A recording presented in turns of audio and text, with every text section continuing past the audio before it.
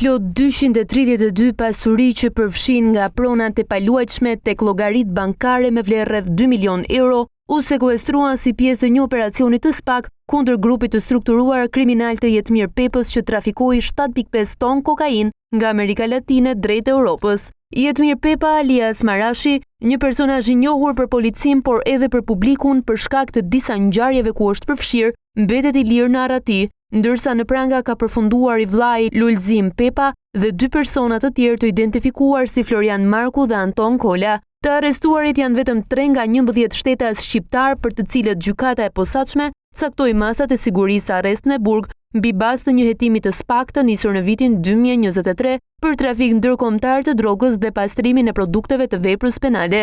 Prokuroria e posaçme thotë se gjatë viteve 2019-2021 ky grup ka operuar në Amerikën Latine, në Belgjik dhe Holand, ku janë dokumentuar 8 episode të trafikimit të kokainës në sasi të mëdha.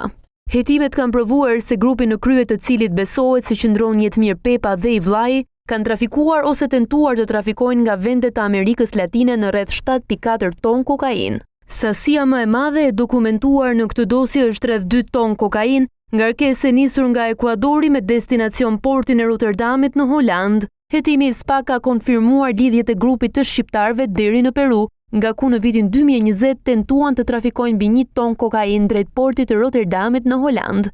Ngarkesa ishte e fshehur në një kontenjer frigoriferik me lëngje frutash të ngrira, duke synuar kalimin e saj në tregun evropian. Nga të dhënat e episodeve të përshkruara, në Holand janë sekuestruar rreth 3.1 ton kokainë nga totali prej 7.4 tonesh të dokumentuara.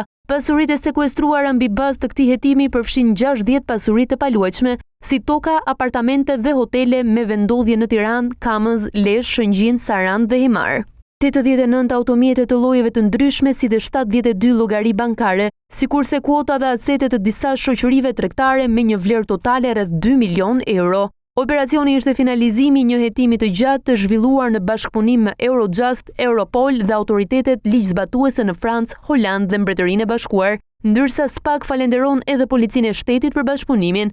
Jetmir Pepa u shpall në kërkim në janar 2025, pasi qelloi me armë në një koncert festiv në Parkun Olimpik të Tiranës. Emri i tij u përmend dhe në konfliktin e bujshëm ku u përfshin motrat Berisha dhe blogerja Klea Prenga.